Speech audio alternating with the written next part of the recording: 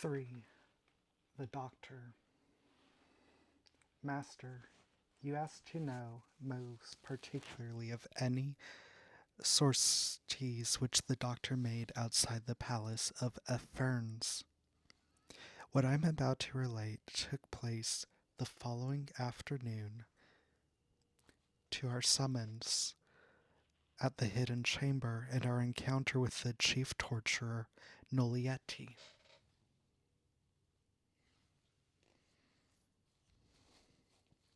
A storm raged above the city, making of the sky a darkly boiling mass. Fissures of lightning split that gloom with an eerie, eye-blinding brightness, as though they were concentrated blues of everyday sky fighting to prise the blackness of the clouds apart and shine upon the ground again. However briefly, the westerly waters of Crater Lake leapt against the city's ancient harbor walls and surged amongst the deserted outer rocks.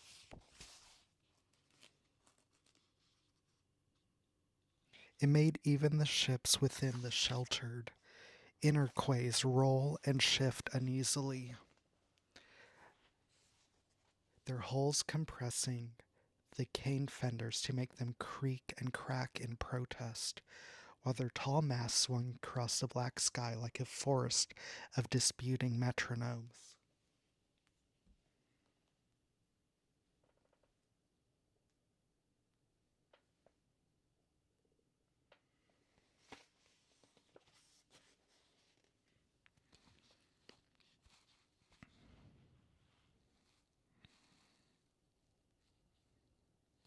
The wind whistled through the streets of the city as we made our way out of the Blister Gate and headed across Market Square towards the Warren. An empty stall had been blown over in the square, and its sack roof flapped and tore in the gusts, clapping against the cobblestones like a trapped wrestler slapping the ground as he begs for mercy.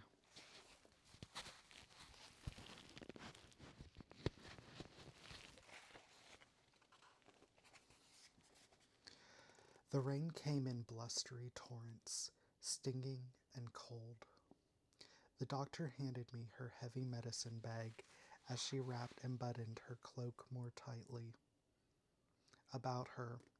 I still believe that this, along with her jacket and coat, should be purple, as she is a physician. However, when she had first arrived 2 years earlier, the doctors of the city had let it be known that they would take a dim view of her pretending to this badge of their rank, and the doctor seemed indifferent in the matter, and so, as a rule, she wore mostly dark and black clothes, though sometimes in a certain light in some of the garments she paid to have made by one of the court tailors, I thought one could just catch a hint of purple in the weave. The wretch who had brought us out into this awfulness limped on ahead, glancing back at us every now and again, as if to make sure we were still here. How I wished we were not. If ever there was a day for curling up by a roaring fire with a cup of mulled wine and a heroic romance, this was it. Come to that, a hard bench, a tepid cup of leaf, and one of the doctor's recommended medical texts would have seemed like bliss to me compared to this. Filthy weather, eh, Olaf? Yes, mistress.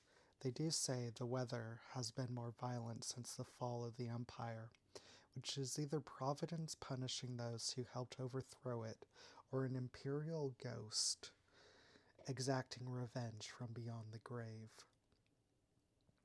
The cur who had lured us into this absurd mission was a hobble-legged child from the barrows. The palace guards hadn't even let her into the outer bastion. It had been sheer bad luck that some fool of a servant, bringing the guards a note of instruction, had overheard the brat's preposterous pleadings and taken sympathy with her. Coming to find the doctor in her workshop, mortar and pestling her pungently arcane ingredients with my help, and report that her services were requested by some bastard from the slums. I could not believe it when she agreed. Couldn't she hear the storm groaning round the lanterns in the roof above? Hadn't she noticed I had to light all our lamps in the room? Was she deaf to the gurgle of drain water in the walls? We were on our way to see some destitute breed who were distantly related to the servants of the Mephilis, the chiefs of the traitor clan the doctor had worked for when she first came to Haspide. The king's personal physician was about to pay call in a storm, not on anyone noble, likely to be ennobled or even indeed respectable, but on a family of slack-witted, all-runt ne'er-do-wells, a tribe of contagiously fleet hapenills, so fundamentally useless they were not even servants, but merely the hanger-ons of servants, itinerant leeches on the body of the city and the land. Coinless and helpless, to be short about it, and even the doctor might have had the sense to refuse but for the fact that she had bizarrely heard of this sickly urchin. She has a voice from another world, she told me, as she swirled on her cloak, as though this was all the explanation required. Please hurry, mistress, wailed the whelp who'd come to summon us. Her accent was thick, and her voice made irksome by her disease-dark snaggle teeth. Don't tell the doctor what to do, you worthless piece of shite, I told her, trying to be helpful. The lame brute ducked and hobbled away in front. Olaf, kindly keep a civil tongue in your head, the doctor told me, grabbing her medicine bag back from me. But mistress, I protested. At least, though, the doctor had waited until our limping guide was out of earshot before chastising me. She screwed up her eyes against the lashing rain and raised her voice above the howl of the wind. Do you think we can get a cab? I laughed and turned the offending noise into a cough. I made a show of looking around as we approached the lower edge of the square where the lame child had disappeared down a narrow street. I could just make out a few scavenging people scattered along the eastern side of the square, flapping back and forth in their rags as they collected the half-rotten leaves and rain-sodden husks which had blown there from the center of the square where the vegetable market had been. Not another soul to be seen, certainly not a cabbie, rickshaw puller, or chair carrier. They had more sense than to be out in the weather like this. I think not, mistress, I said. Oh dear, the doctor said, and seemed to hesitate. For one wonderful moment I thought she might see sense and return us both back to the warmth and comfort of her apartments. It was not to be.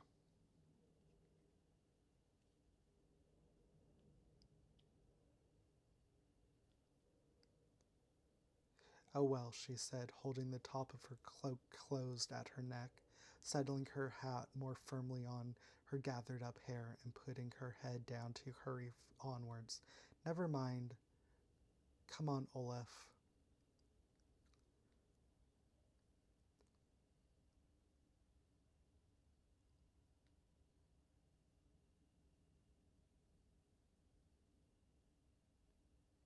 Cold water was creeping down my neck. Coming, mistress. The day had passed reasonably well until then. The doctor had bathed, spent more time writing in her journal. Then we had visited the spice market and nearby bazaars, while the storm was just a dark brew on the western horizon. She had met with some merchants and other doctors at the house of a banker to talk about starting a school for doctors. I was consigned to the kitchen with the servants, and so heard nothing of consequence and little of sense. Then we walked smartly back up to the palace, while the sky clouded over, and a first few rain squalls swept in over from the outer docks. I fondly and quite mistakenly congratulated myself for escaping back into comfort and warmth of the palace before the storm set in. A note on the door to the doctor's rooms informed us that the king desired to see her, so was off towards his private apartments as soon as we'd put down our bags full of spices, berries, roots, and earths. A servant intercepted us in the long corridor with the news that the king had been wounded in a practice duel, and hearts in our mouths we made quickly for the game halls. Sire, a leech, we have the finest, the rare emperor leech from Broteshen. Nonsense. A burn glass veining is what is required, followed by an emetic. A simply letting will suffice, your majesty. If I may, no. Get away from me, you withering purple rogues. Away and become bankers, the lot of you. Admit what you really love. Where's Vasil? Vasil! The king cried up the broad stairs as he started up them. Left hand clutched round his right upper arm. We were just starting down. The king had been injured in a dueling round, and it seemed as if every other doctor of repute in the city must have been in the building chamber that day, for they were clustered round the king and the two men at his side, like purple-coated chasers round a beast at bay. Their own masters followed at their heels, holding dueling swords and half-masks, with one large, grey-faced individual isolated near the rear, presumably being the one who'd cut the king.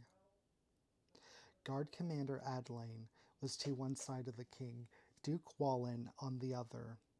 Adelaine, I will record only for posterity, is a man. The nobility and grace of whose features and carriage are matched only by our good king. Though the guard commander's appearance is swarthy where the king's is fair, a faithful loyal shadow ever at the side of our rather splendid ruler.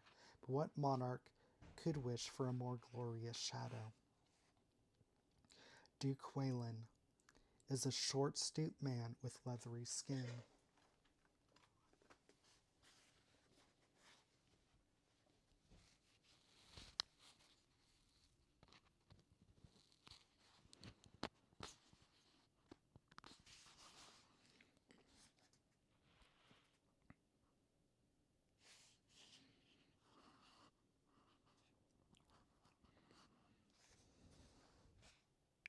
Small, deeply recessed eyes which are slightly crossed.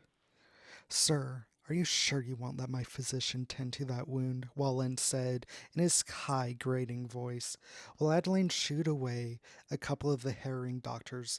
Look, the Duke cried, it's dripping. The royal blood. Oh, my word. Physician! Physician!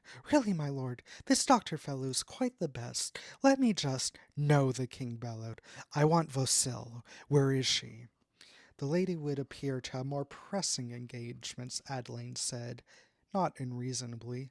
Lucky, it's just a scratch, my lord? Then he looked up the steps to see the doctor and myself descending. His expression became a smile. Voh! The king roared, head down as he bounded up the curve of the steps, briefly leaving both Wallen and Adeline behind.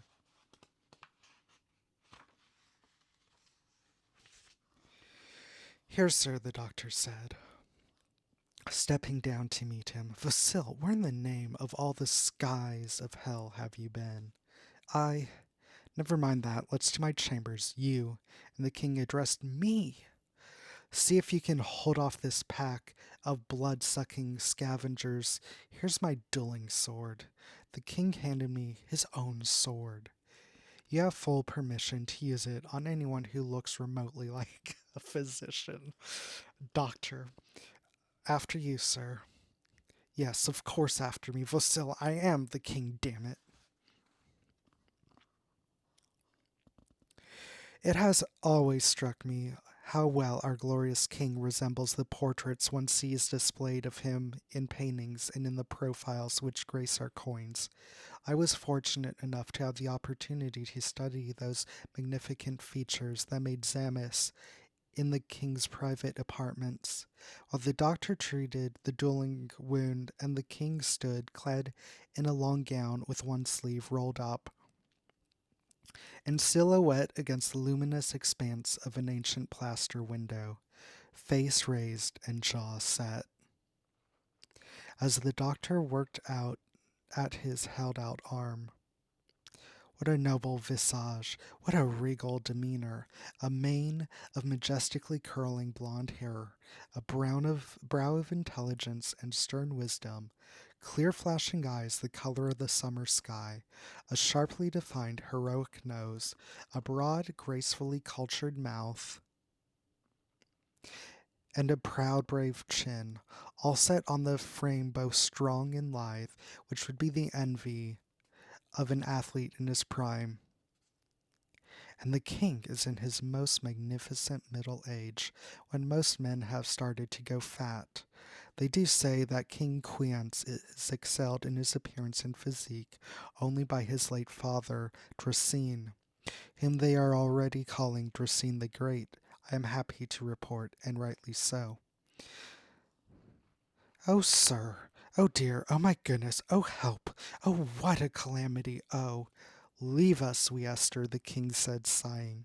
Sir, yes, immediately, sir.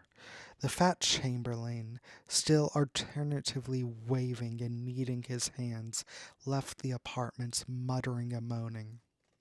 Thought you had armor to stop this sort of thing happening, sir, the doctor said.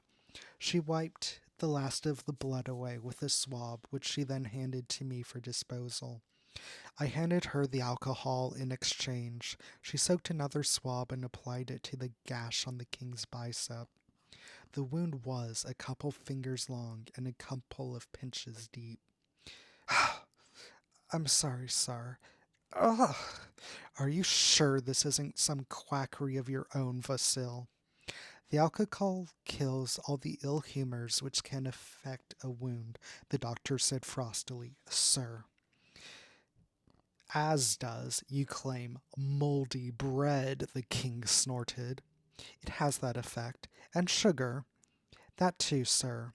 In an emergency. Sugar, the king said, shaking his head. Don't you, sir? What? Have armor.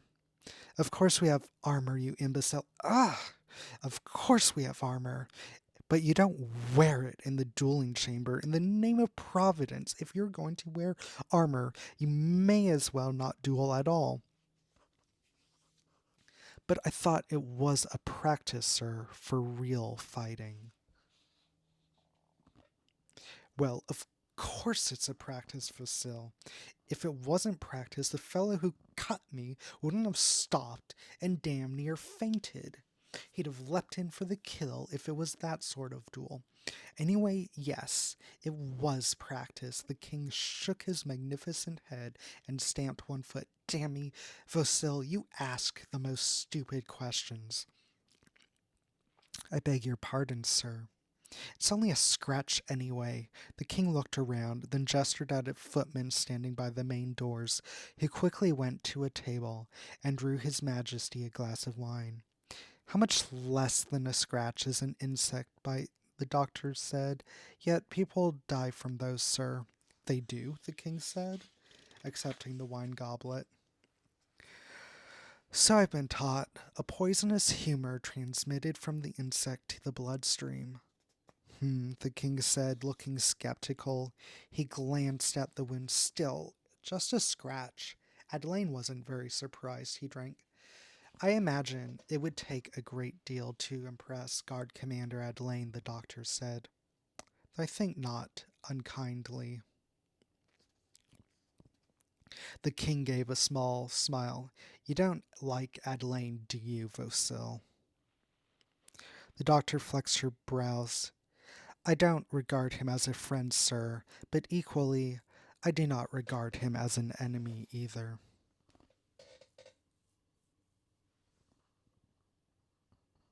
We both seek to serve you in our appointed ways according to the skills at our command. Spoken like a politician, Vasil, he said quietly, expressed like a courtier. I shall take that as a compliment, sir. He watched her clean out the wound for a while. Still, perhaps you ought to be wary of him, eh? The doctor looked up. I believed that she might have been surprised. If your majesty says so. Duke Wayland, the king said with a grunt, your ears should burn when he talks about women being doctors, or for that matter, women being anything other than whores or mothers. Indeed, sir, the doctor said through gritted teeth. She looked to me to ask for something, then saw that I already held the appropriate jar in my hand. I was rewarded with a smile and a nod of appreciation.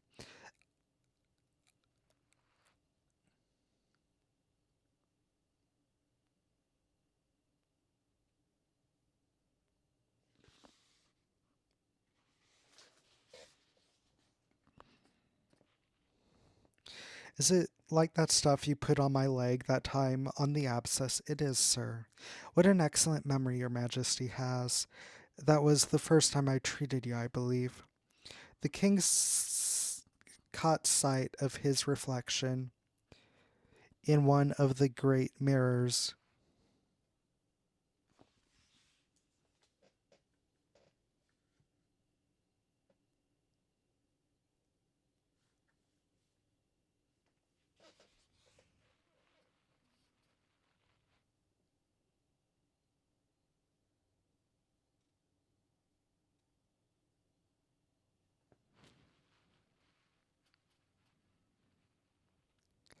The king caught sight of his reflection in one of the great mirrors which adorned his private resting chambers, and drew himself up straighter. He looked at the footman by the door. He came over and took the wine goblet from him. Then the king lifted up his chin and pushed his hand through his hair, shaking his head so that his locks, which would have been flattened by the sweat under his dueling half mask, fell bouncing free again. That's right, he said, inspecting his noble outline in the looking glass. I was in a poor state, from what I can recall. All the sawbones thought I was going to die. I was very glad your majesty sent for me, the doctor said quietly, binding the wound. It was an abscess that killed my father, you know, the king told the doctor. So I have heard. She smiled up at him. But it did not kill you. The king smiled and looked ahead. No, indeed, then grimaced. But then he did not suffer from my twisted guts or my aching back or my other aches.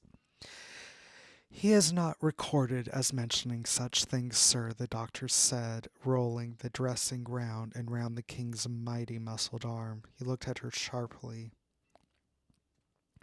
Are you suggesting I'm a whiner, doctor?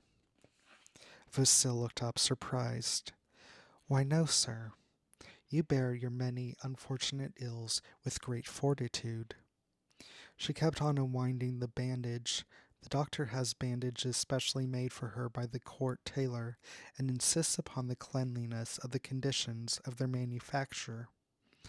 Even so, before she will use them, she boils them in already boiled water, which she has treated with the bleaching powder she also has specially made for her by the palace apothecary. Indeed, your majesty is to be extolled for his willingness to talk of his ailments, the doctor told him. Some people, taking stoicism, manly pride, or simple reticence beyond its fit limit, suffer in silence until they are at death's door, and then promptly pass over that threshold when a word, a single complaint at a much earlier stage in their illness would have let a doctor diagnose the problem, treat it, and cause them to live. Pain or even just discomfort is like a warning sent by a frontier guard, sir. You are free to choose to ignore it, but you should not be unduly surprised if you are subsequently overrun by invaders.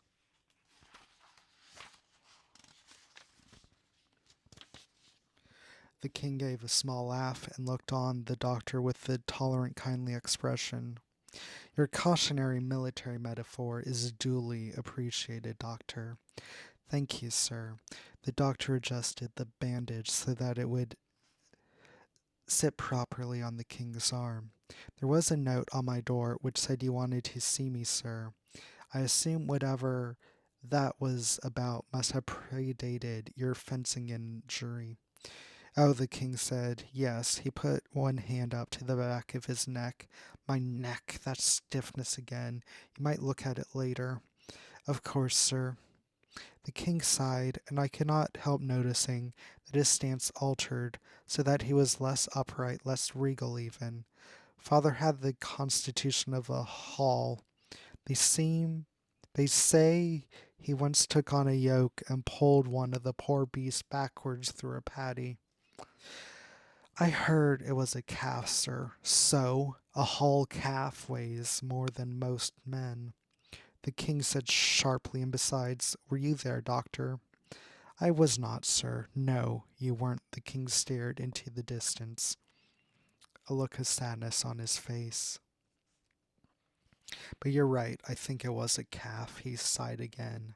The old stories talk of kings of old lifting calls, adult holes, doctor, lifting calls above their heads and throwing them at their enemies.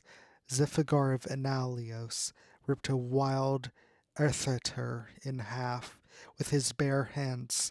Sculf the Strong tore off the head of the monster Grusens with one hand. Mimarstus the Sumpilion.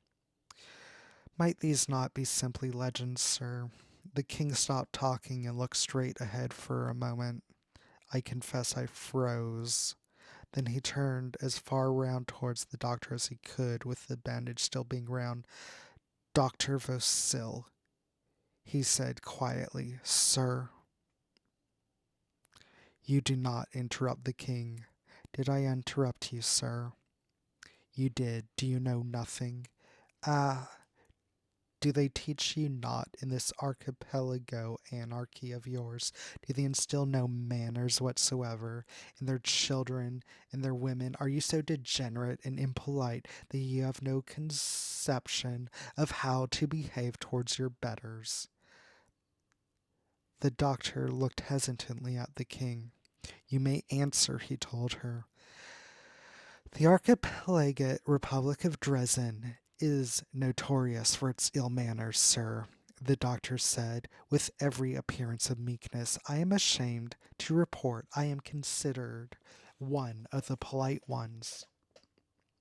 I do apologize.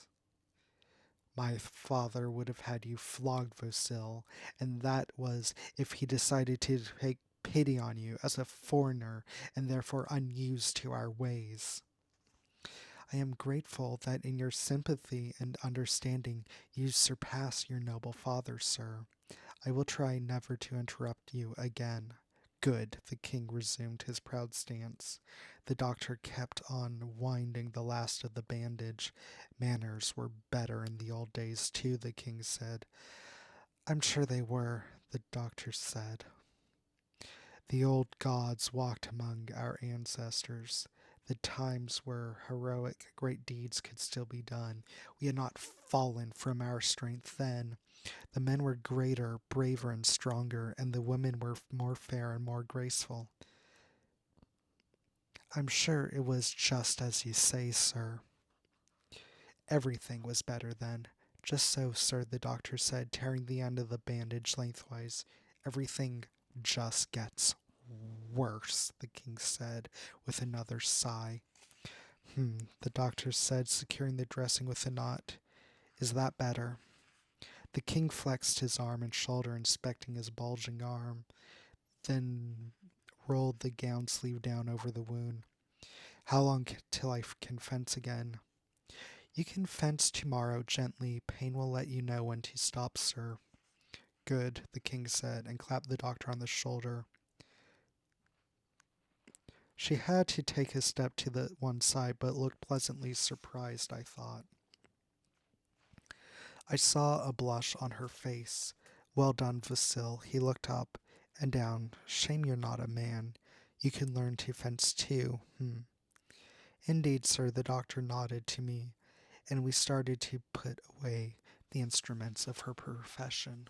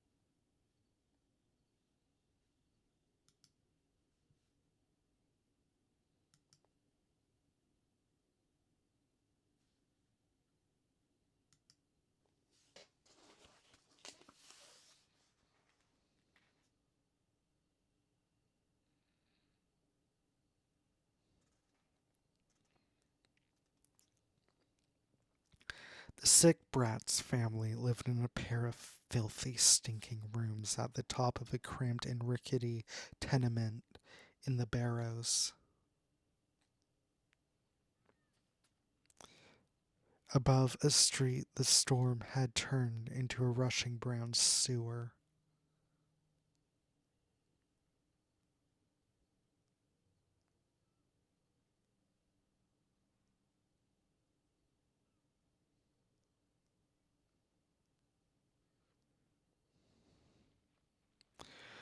The concierge was not worthy of the name. She was a fat, drunken harridan, a repulsively odored toll taker who demanded coin from the doctor on the pretext our coming from the street with such filth on our feet and hose would mean she'd be put to extra work removing it. Judging from the state of the hallway, or as much of it could be made out of the one lamp gloom, the city fathers might as well charge her for bringing the muck of its interior out on the streets of the city. But the doctor just tutted and dug into her purse. The harridan then demanded and got more coin for letting the crippled child up the stairs with us. I knew better than to say anything on the doctor's behalf, and so had to content myself with glaring at the obese nag in the most threatening way I could.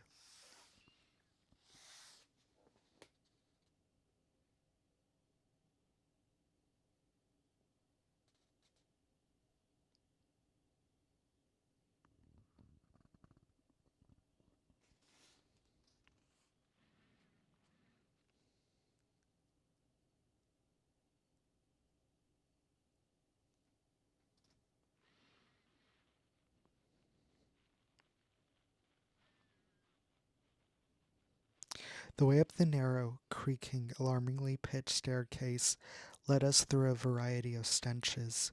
I experienced in turn a sewage, animal ordure, unwashed human bodies, rotting food, and some foul form of cooking. This medley was accompanied by an orchestration of noises. The buffeting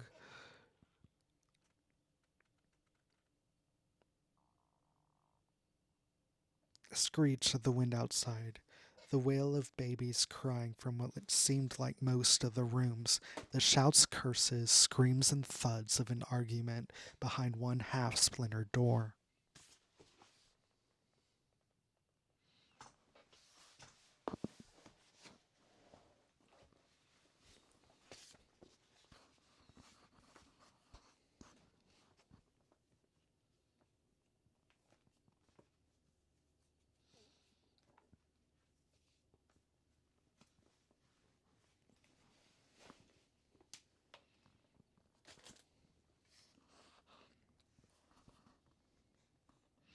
Raggedly dressed children ran up and down the stairs in front of us, squealing and grunting like animals.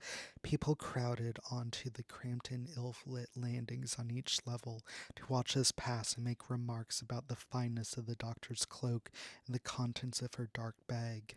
I kept a handkerchief to my mouth all the way up the stairs, and I wished I had soaked it in perfume more recently than I had. Achieved by a final flight of stairs, even the more fragile looking and shaky than those we had encountered on the way up, the top floor of this cesspile was, I swear, swaying in the wind. Certainly I felt dizzy and sick.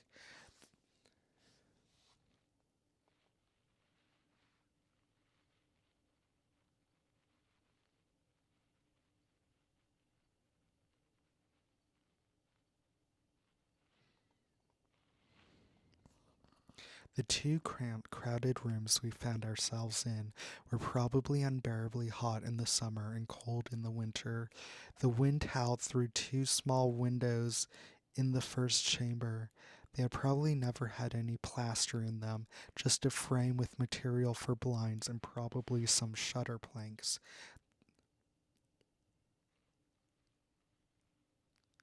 The shutters were long gone, probably burned for winter fuel, and the ragged flaps, which were all that remained of the blinds, did little to keep out the gale's blast, letting wind and rain billow in. In this room, 10 or more people, from babes in arms to shrunken ancients, huddled on the floor and a single pallet bed. Their hollow eyes watched as we were ushered quickly towards the room beyond this crippled waif who brought us to this midden rack. We entered the next chamber by pushing through a tattered fabric door covering behind us. The people muttered to each other with a harsh, lisping sound that might have been a native dialect or foreign language.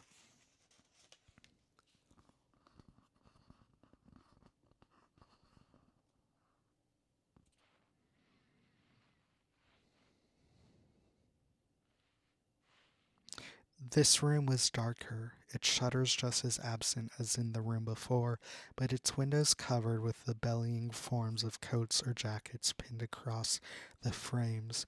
Rain had collected in the sodden fabric of the garments before, flowing in the little rivulets from their bottom edges down the stained plaster of the walls to the floor, where it had pooled and spread. The floor was curiously sloped and ridged. We were in one of those extra stories that are added to already cheaply built tenements by builders, landlords, and residents who value economy above safety. There was a slow groaning noise from the walls and a sharp crackling, snacking noise from overhead. Water leaked from the sagging ceiling in a handful of places, dripping in the grimy, straw covered floor. A thick-set, wild-haired woman in gruesomely filthy dress greeted the doctor with much wailing and crying in hoarse, foreign-sounding words, and led her through the press of dark, foul-smelling bodies to a low bed set against the far end of the room beneath a bowed wall, whose lath showed through straw-hung lumps of plaster.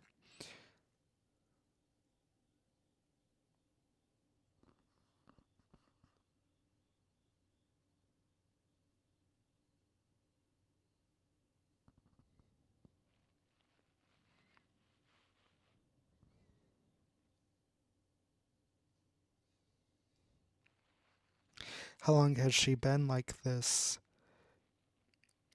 I heard the doctor ask, kneeling by the lamplit bed and opening her bag. I edged forward to see a thin girl dressed in rags lying on the bed.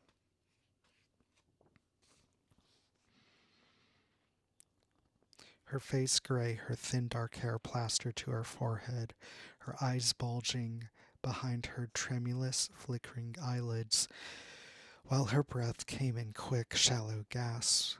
Her whole body shook and quivered on the bed, and her head twitched and her neck muscles spasmed continually.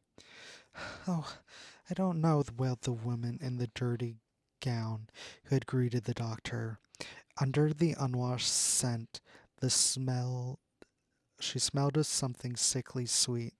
She sat down on a heavily torn straw cushion by the bed, making it bulge. She elbowed a few of the other people around her out of the way and put her head in her hands while the doctor felt the sick child's forehead and pulled one of her eyelids open. "All day, maybe, doctor. I don't know." "3 days," said a slight child standing near the head of the bed, her arms clamped round the thin frame of the crippled one who'd brought us here.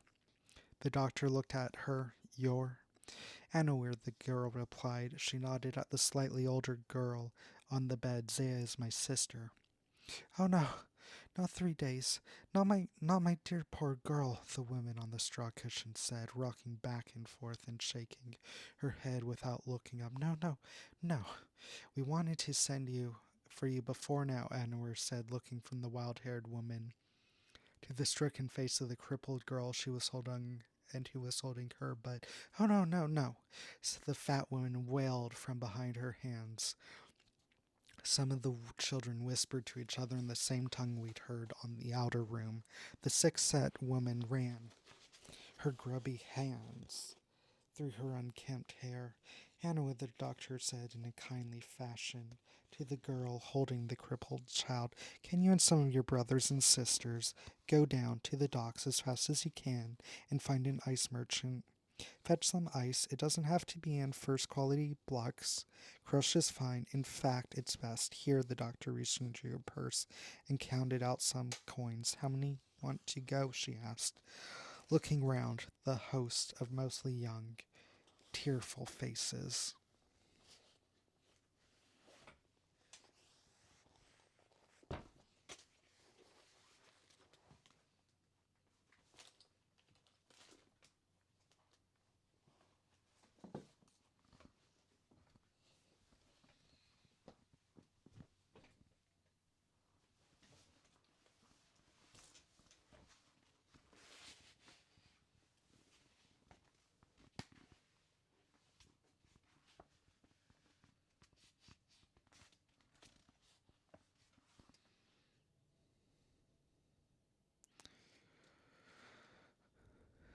Quickly, a number was settled on, and she gave them a coin each. This struck me as far too much for ice at this point in the season, but the doctor is unworldly in these matters. You may keep any change, she told the suddenly eager looking children, but you must each bring all you can carry. Apart from anything else, she said, smiling, it will help weigh you down in that gale outside and stop you blowing away. Now go.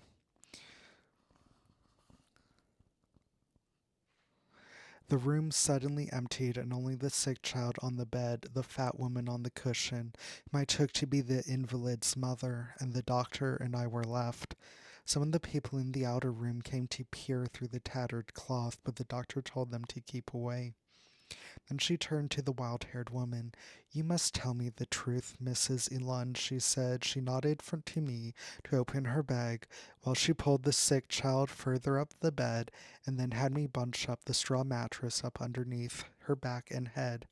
As I knelt to this, I could feel the heat coming off the girl's fevered skin. Has she been like this for 3 days? 3, 2, 4, who knows, wailed the wild-haired woman. All I know is my precious daughter is dying. She's going to die. Doctor, help her, help us all, for no one else will. The thick-set woman suddenly threw herself with some awkwardness off the cushion and on the floor, burying her head in the folds of the doctor's cloak, even as the doctor was unfastening the garment, trying to free herself from it. I'll do what I can, Mrs. Eland, the doctor said, then looked at me as she let the cloak fall off her shoulders and the girl on the bed started to splutter and cough. Olaf, we'll need that cushion, too. Mrs. Eland sat up and looked round. That's mine, she cried as I gathered up the burst cushion and stuffed it behind the sick girl's head, while the doctor held her upright. Where am I to sit? I've given up my bed for her already. You must find somewhere else, the doctor told her. She reached down and pulled up the girl's thin dress. I looked away as she examined the child's mid parts, which appeared inflamed. The doctor bent closer, rearranging the child's legs and taking some instrument from her bag. After a while, she put the girl's legs back together and pulled the patient's dress and skirts back down. She bustled herself with the child's eyes, mouth, and nose, and held her wrist for a while, eyes closed. There was a silence in the room, save for the noises of the storm and the occasional sniffle from Mrs. Alund, who had settled on the floor with the doctor's cape wrapped half around her. I had the distinct impression the doctor was trying to control a desire to shout and scream. The money for the song school, the doctor said tersely. If I went to the school now, do you think they would tell me it had been spent there on Zaya's lessons? Oh, doctor, we're a poor family, the wild-haired woman said, putting her face in her hands again. I can't watch what they all do. I can't keep watch on what she does with the money I give her. She does what she wants to do, that one, I tell you. Oh, save her, doctor. Please save her. The doctor shifted her position where she knelt and reached in under the bed. She pulled out a couple of fat clays, one stoppered, one not. She sniffed the empty clay and shook the stoppered one. It sloshed. Mrs. Alund looked up, her eyes wide. She swallowed. I caught a whiff from the clay. The smell was the same as that on Mrs. Alund's breath. The doctor looked at the other woman on top of the empty clay.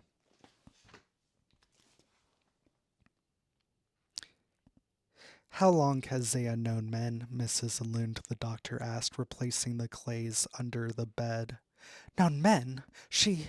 And on this bed too, I think, the doctor said, pulling up the girl's dress to look at the bed covers again. That's where she picked up the infections. Somebody's been too rough with her. She's too young. She looked at Mrs. Alland with an expression I can only say I was devoutly glad was not directed at me. Mrs. Alland's jaw worked and her eyes went wide. I thought she was about to speak. Then the doctor said, I understood what the children said when they left Mrs. Alland. They thought Zaya might be pregnant, and they mentioned the sea captain and the two bad men. Or did I misunderstand something? Mrs. Alland opened her mouth, then she went limp, and her eyes closed, and she said, ugh, and fell in what looked like a dead faint to the floor, folding herself on the doctor's cloak. The doctor ignored Mrs. Alun and busied herself at her bag for a moment before bringing out a jar of ointment and a small wooden spatula. She drew on a pair of the Reichsblatter gloves she had the Palace Hide tailor make for her and pulled the girl's dress up once more. I looked away again.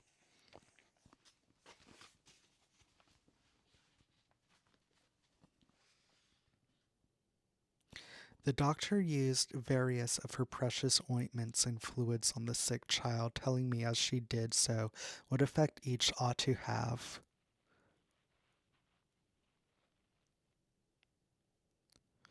The doctor had me remove her cloak from underneath Mrs. Alone and then hold the cloak out of a window in the other room, waiting, with arms that became increasingly sore until it was saturated with water before bringing it back inside and placing its dark, sopping folds over the child, whose clothes, save for a single tatty shift, the doctor had removed. The girl continued to shake and twitch, and seemed no better than when we had arrived. When Mrs. Alund made the noises that indicated she was coming back from her faint, the doctor ordered her to find a fire, a kettle, and some clean water to boil. Mrs. Alund seemed to resent this, but left without too many curses muttered under her breath.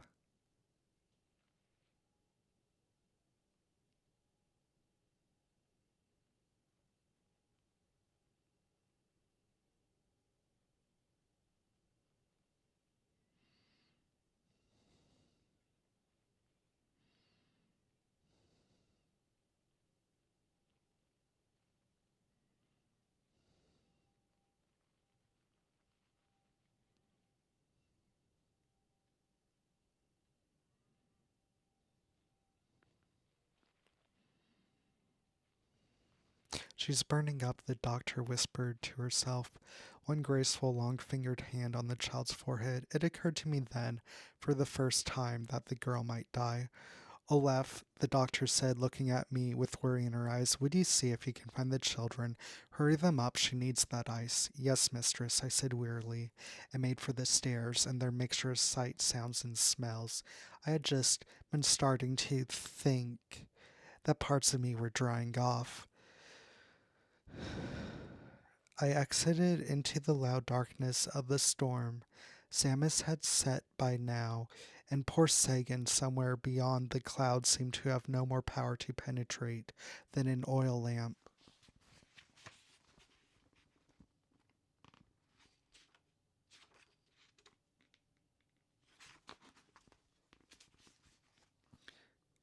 The rain-lashed streets were deserted and gloomy, full of deep shadows and buffeting squalls that threatened to bowl me over into the gurgling open sewer overflowing the center of each thoroughfare. I headed downhill under the darkly threatening bulk of the overhanging buildings in what I imagine must be the direction of the docks, hoping that I could find my way back and starting to wish that I'd taken one of the people in the outer room as a guide. I think sometimes the doctor forgets that I am not a native of Haspide. Certainly I have lived here longer than she. for she only arrived a little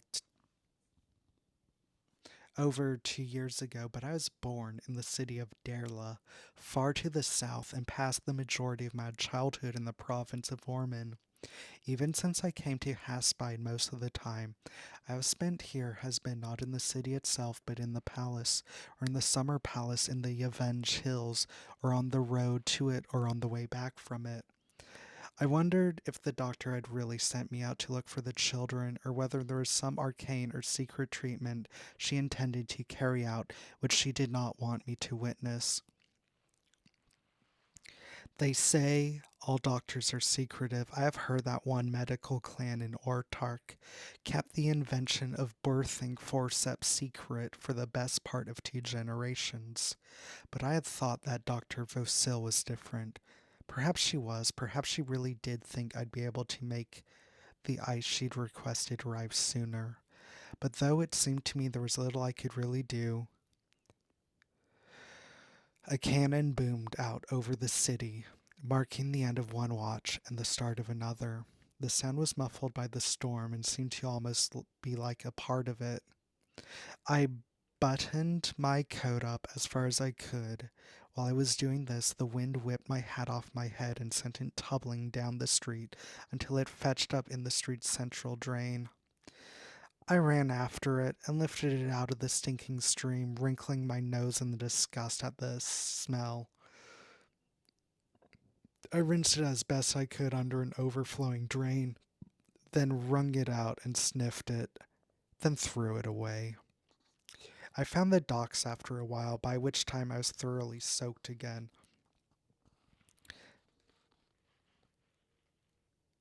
I found the docks after a while, by which time I was thoroughly soaked again. I hunted in vain for an ice warehouse and was told in no uncertain terms by the odd seafaring and trading types I discovered, in a few small ramshackle offices and a couple of crowded smoke-filled taverns, that I was in the wrong place to find ice warehouses. This was the salt fish market. I was able to confirm this when I slipped on some fish guts lying rotting under a wind roughed puddle that was nearly pitched into the troubled, tossing waters of the dock alongside.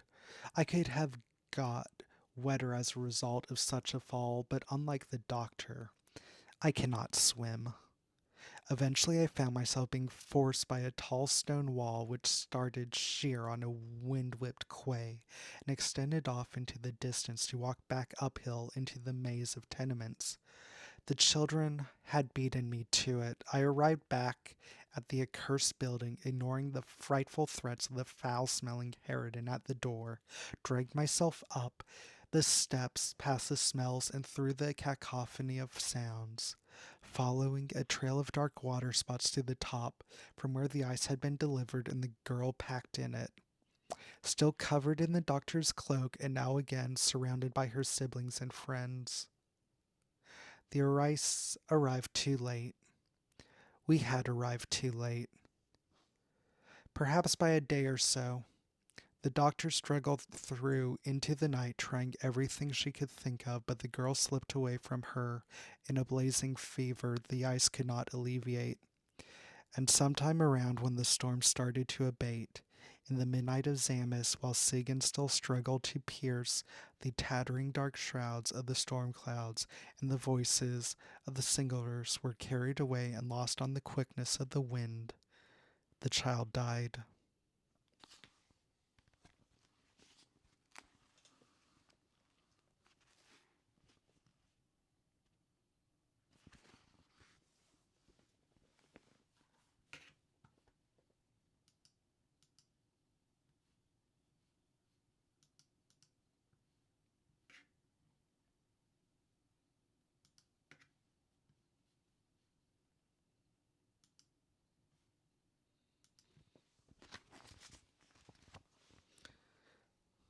The bodyguard. 4.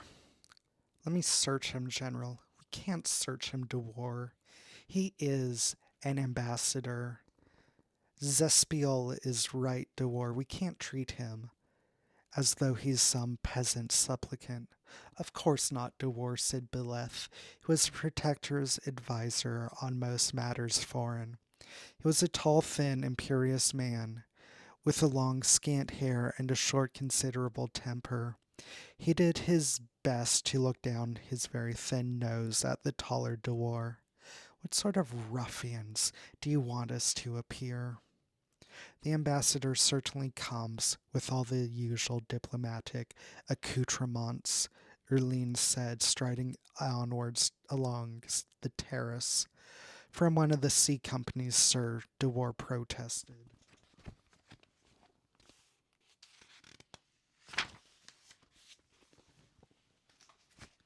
They're hardly an imperial delegation at all. Of old, they have the clothes and the jewels and the chain of office, but do any of them match? Match, Erline said, mystified. I think Zespiel said. The chief bodyguard means that all their finery is stolen. Ha, Beless said, with a shake of his head. Aye, and recently too. De War said. Nevertheless, Erline said. In fact, all the more so because of that. Sir, all the more so.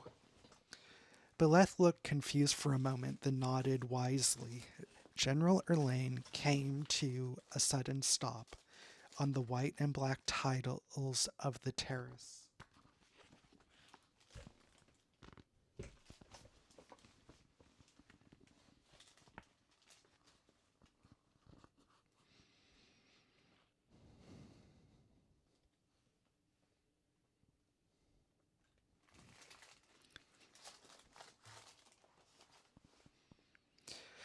Beleth looked confused for a moment, then nodded wisely. General Erline came to a sudden stop on the white and black tiles of the terrace. De War seemed to stop in the same instant, as Espial and Beleth a moment later. Those following them along the terrace between the private quarters found the formal court chambers, generals' aides, scribes, and clerks. The usual attenders bumped into each other with a muffled clattering of armor, swords, and writing boards as they drew to a stop behind. The sea companies may be all the more important now that the old empire is in tatters, my friends, General Erline said, turning in the sunlight to address the tall, balding figure of Byleth. The still taller and shadow-dark bodyguard and the smaller, older man in the uniform of the palace guard, Zespiel, a thin, wizened man with deeply wide eyes, had been De War's predecessor as chief bodyguard. Now, instead of being charged with the immediate protection of Erline's person, he was in command of the palace guard, and therefore the security of the whole palace. The sea company's knowledge, Erline said, their skills, their ships, their cannons, they have all become more important. The collapse of the empire has brought us a surfeit of those who call themselves emperors. At least 3, brother, Erline called precisely, Erline said, smiling. 3 emperors, a lot of happy kings, or at least kings who are happier than they were under the old empire. Indeed, a few more people calling themselves kings who would not have dared to do so under the old regime. Not to mention one for whom the title king would be an insult, indeed a demotion, sir, Gedimidius said, appearing at the general's shoulder.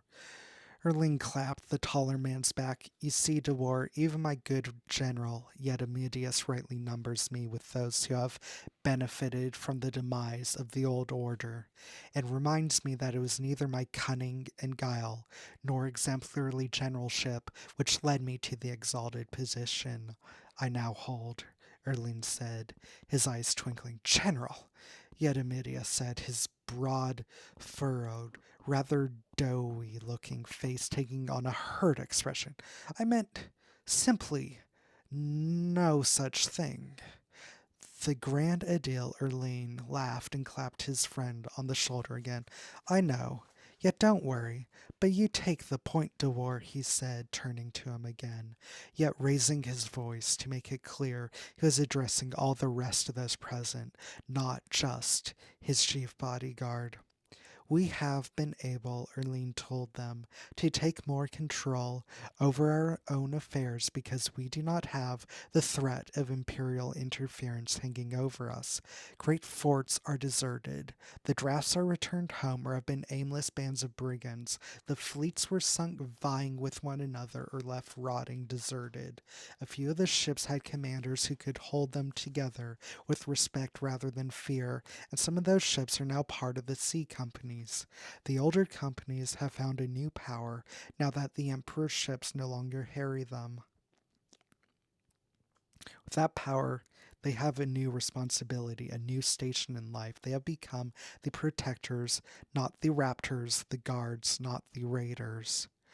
Erlern looked round all the people in the group, standing blinking on the terrace of black and white tiles under the fierce glare of Zamis and Sigan at their mid. Byleth nodded even more wisely than before. Indeed, sir, I have often. The Empire was the parent, Erlene went on, and the kingdoms and the sea companies, to a lesser degree, were the children. We were left to play amongst ourselves for much of the time unless we made too much noise or broke something.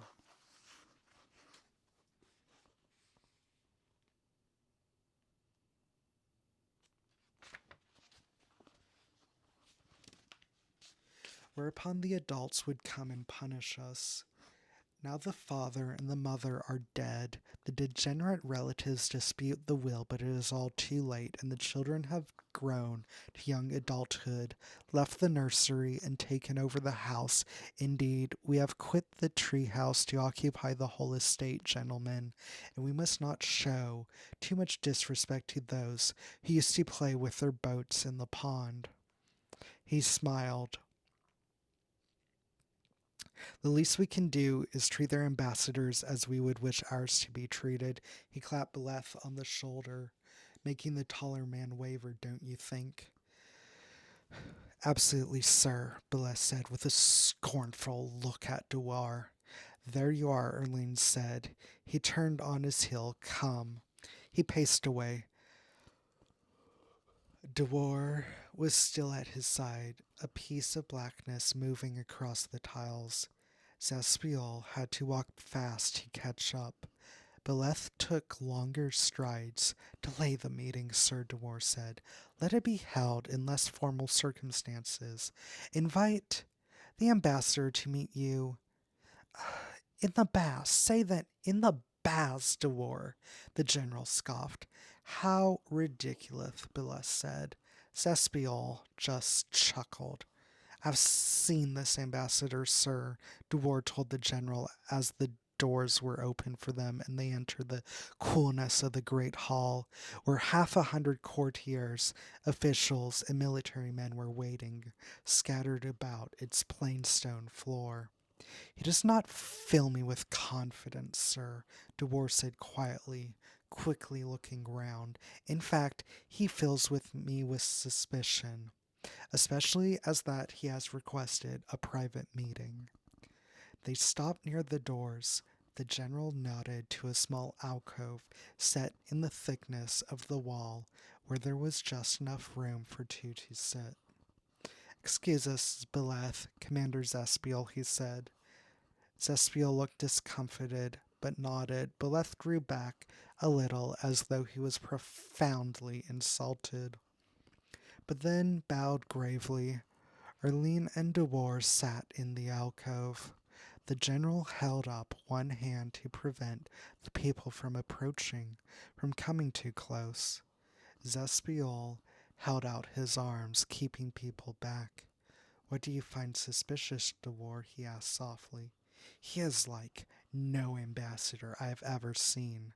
He doesn't have the look of one. Erlene laughed quietly. What is he, dressed in sea boots and a storm cake? Are there barnacles on his heels and seabird shit on his cap. Really, Delor. I mean, his face, his expression, his eyes, his whole being. I have seen hundreds of ambassadors, sir, and they are as various as you might expect and more. They are unctuous, open seeming, blustering, resigned, modest, nervous, severe, every type. But they all seem to care, sir. They all seem to have some common interest in their office and function. This one, Dewar shook his head. This one just feels wrong to you. Is that right? I confess you put it no better than I, sir. Arlene laughed. As I said, Dewar, we live in a time when values, roles, and people are changing. You do not expect me to behave as other rulers have behaved, do you? No, sir, I do not. Just so, we cannot expect every functionary of every new power to conform to the expectations formed in the days of old empire. I understand that, sir. I hope I am already taking that into account. What I am talking about is simply a feeling, but it is, if I may term it so, a professional feeling. And it is partly for those, sir, that you employ me. Dewar searched his leader's eyes to see if he was convinced, but he had succeeded in transmitting any of the apprehension he felt. But the protector's eyes still twinkled, amused more than concerned. Dewar shifted uncomfortably on the stone bench. Sir, he said, leaning closer, I was told the other day, by someone whose opinion I know you value, that I am incapable of being other than a bodyguard, that my every waking moment, even when I am meant to be relaxing, is spent thinking of how better to keep you from harm. He took a deep breath. My point is that if I live only to shield you from danger and think of nothing else when I might, how much more must I attend to my anxieties when I am at the very core of my duty as now? You ask me to trust your mistrust, he said quietly. Now, the protector does put it better than I could have.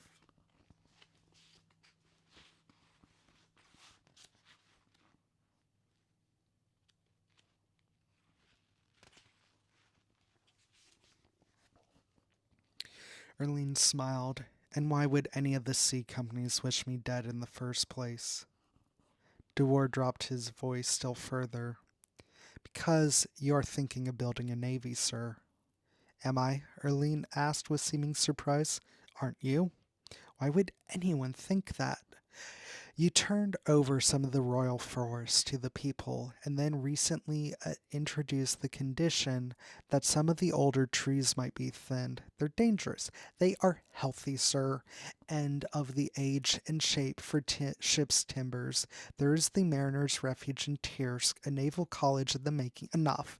Have I been so indiscreet? Are the sea company's spies so numerous and so perceptive? You held talks with Haspidus and Zinxpar about enlisting. I'd imagine in the wealth of one and the skills of the other in the formation of such a navy. You know about this? You must eavesdrop from a great distance, Dewar. I hear nothing that you would not expect me to hear through simple proximity, sir. What I hear without searching them out are rumors. People are not stupid, and functionaries have their specialities, sir, their areas of expertise. When an ex-admiral comes to call, one may guess it is not to discuss breeding better pack animals for crossing the breathless plains. Hmm. Erline said, looking out. The people gathered around them, but not seeing them. You can draw the blinds in a brothel, but people still know exactly what you're doing. Erline slapped his knee and made to stand. Dewar was on his feet first. Very well, Dewar, to humor you. We'll meet in the painted chamber and we'll make the meeting more private. Even then he has asked for just me and him. You may eavesdrop. Are you mollified, sir? Fleet Captain Austriel, ambassador of Capshaven Sea Company, dressed in an ornate rendition of a nautical uniform, with long turned over boots of blue hide, trousers of gray pikefish skin, and a thick high collared frock of aquamarine edged with gold, all topped by a tricorn hat embellished with angelbird feathers, strode slowly into the painted chamber in the palace of Vorifir. The ambassador walked down a narrow carpet of gold thread, which ended at a small stool set a couple of strides from the front of the only other article of furniture which the gleaming wooden floor supported, namely a small dais topped by a plain chair on which sat the prime protector, first general and grand aedile of the protectorate of Tessassin, General Erline. The ambassador took off his hat and executed a small bow to the protector, who motioned the ambassador to the stool. The ambassador looked at the low stool for a moment, then unbuttoned a couple of buttons at the lower edge of his coat and sat carefully, laying his extravagantly feathered hat to one side. He had no obvious weapons, not even a ceremonial sword, though around his neck was a belt supporting a stout cylinder of a polished hide, with a buttoned cap at one end, and finished with inscribed gold filigree. The ambassador looked around the walls of the chamber.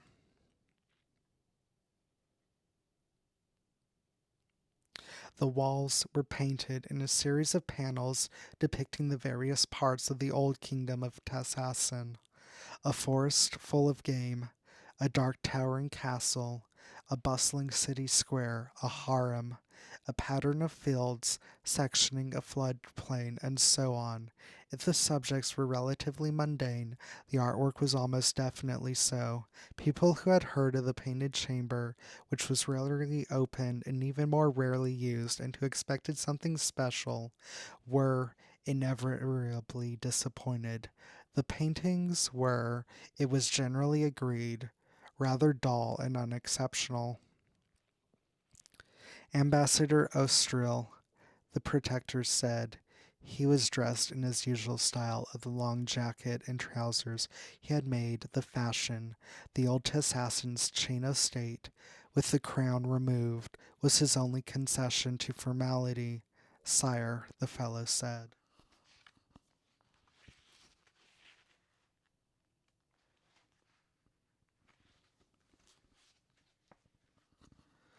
Erline thought he saw in the ambassador's manner a little of what De War had meant. There was a sort of empty gleam in the young man's gaze, an expression which induced such open eyes and such a wide smile in such a young, shiningly smooth face ought not to be quite as disquieting as it somehow contrived to be. The fellow was of average build.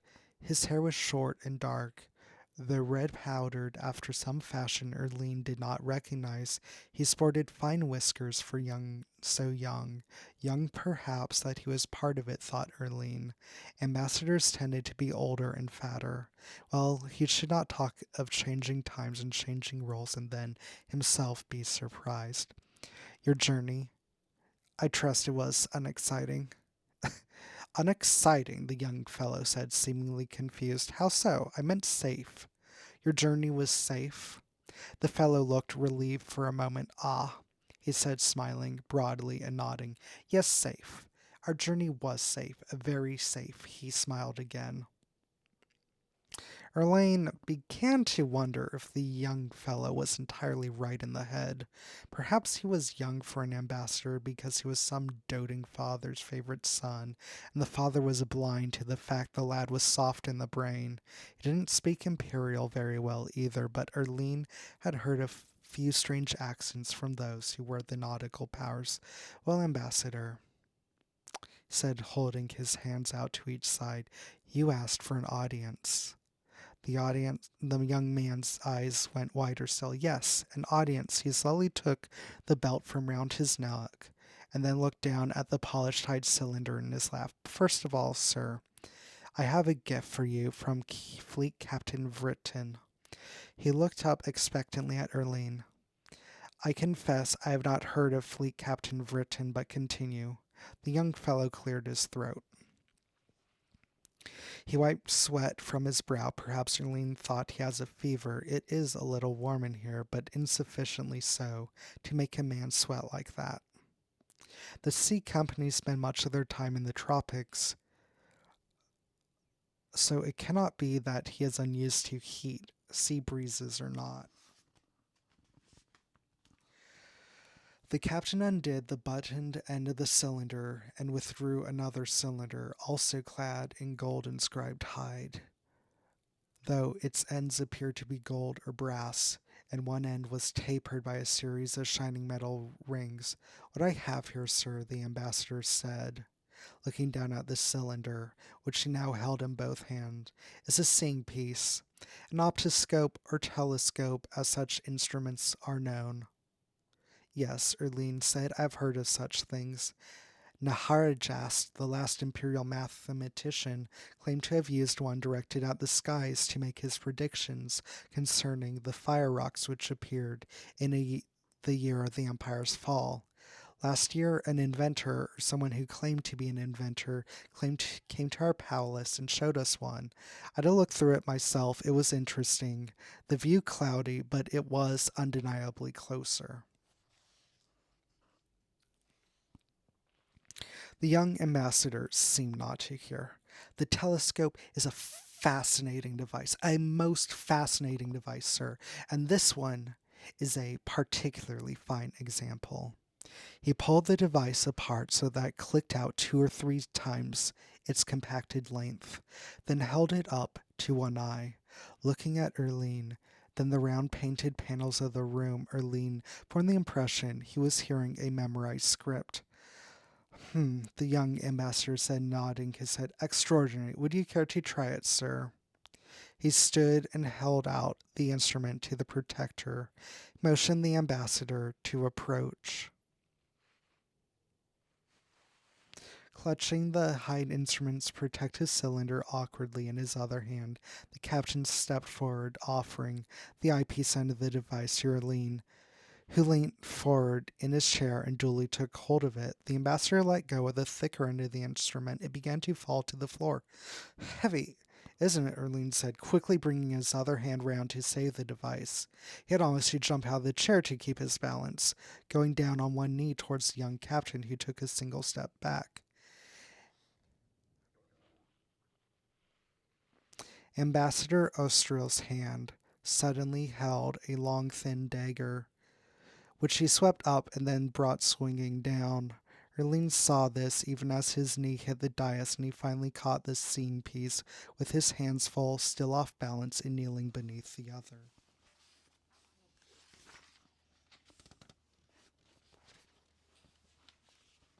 Man, Erline knew instantly there was nothing he could do to parry the blow.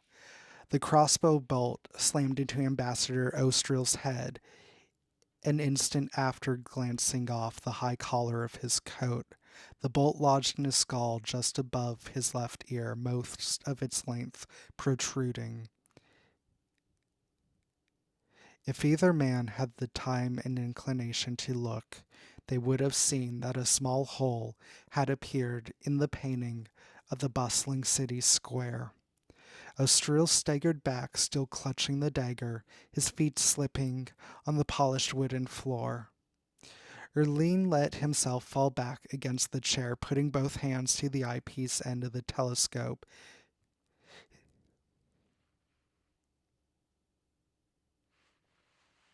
He started to swing it back behind him, thinking to use it as a club. Ambassador Ostriel gave a roaring bellow of pain and rage, put one hand to the crossbow bolt, gripped it, shaking his head, then suddenly threw himself forward against Erline, dagger first. With a resounding crash, Dewar burst through the thin plaster panel depicting the city square.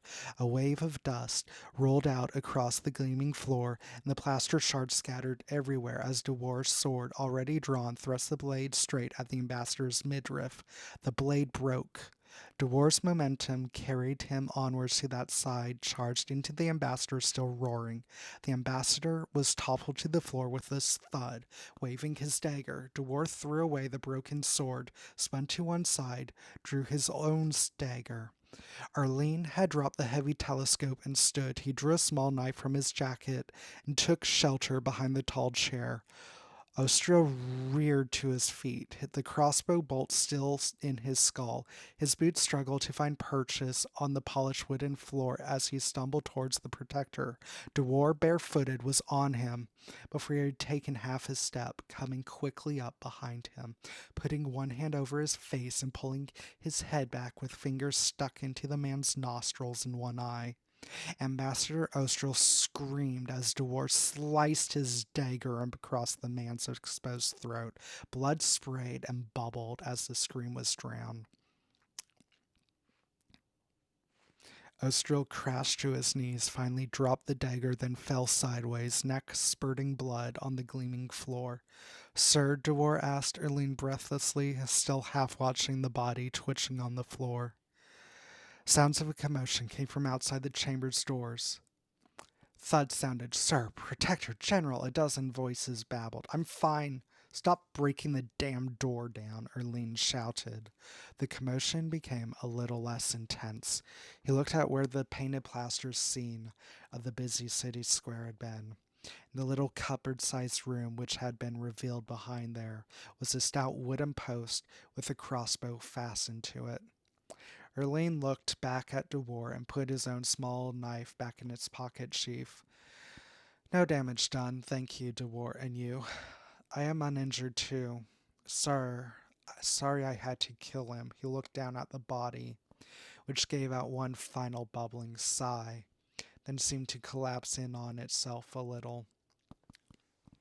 The pool of blood on the floor was deep, dark, and spreading viscously. Dewar knelt, keeping his dagger at what was left of the man's throat as he felt for a pulse. Never mind, the Protector said. Took some killing too, did you not think? I think some of his strength and his bravery came from a potion or some such drug, Bruce, sir. Erline said, then looked to the doors. Will you shut up, he yelled.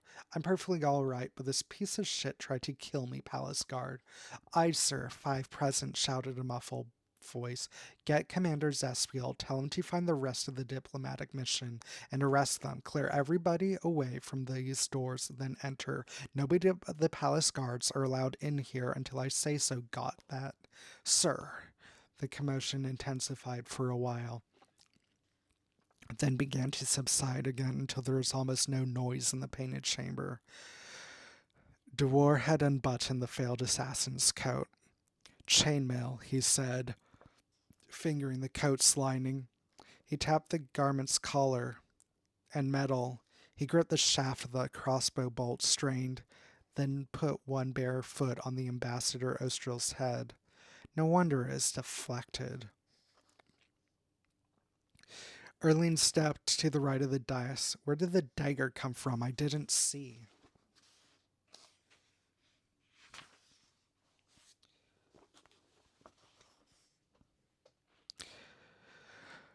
Dewar crossed to the tall chair, leaving bloody footprints. He lifted first the telescope and then the hide cylinder that it had been transported within. Peered inside the case. There's some sort of clip at the bottom. There's no glass at the large end. The dagger must have nestled inside the device when it was in the case. Sir, a voice came from the door. What? Erline shouted. Guard Sergeant Hilaris and 3 others, sir. Come in, Erline told him. The guards entered, looking warily about. All looked surprised at the hole where the city painting had been. You have not seen that, Protector told them. They nodded. Dewar stood cleaning his dagger on a piece of cloth. Erline stepped forward and kicked the dead man in the shoulder, sending him flopping to his back. Take this away. 2 of them sheathed their swords and took one end of the body each. Better take a limb each, lads. That coat's heavy. See to the cleanup, will you, Dewar? Asked Erline. Should be at your side, sir. If this was a determined attack, there might be 2 assassins, the second waiting for us to relax when we think the attack has failed. Don't worry about me. I'm going to lie down now, he said. Dewar frowned. Are you sure you're all right, sir? I'm fine, Dewar, the Protector said. following the trail of blood as the guards carried the body to the doors. I'm going off to lie down on top of somebody very young and plump and firm. He grinned back at Dewar from the doors. Proximity to death does this to me, he announced. He laughed, looking down at the trail of blood, then at the black pool of it by the dais. Should have been an undertaker. That will be where we end for tonight. Um, the next planned stream is our normal stream tomorrow, uh, where it'll be most likely some sort of opening, and then we'll most likely continue the next two chapters of this tomorrow night.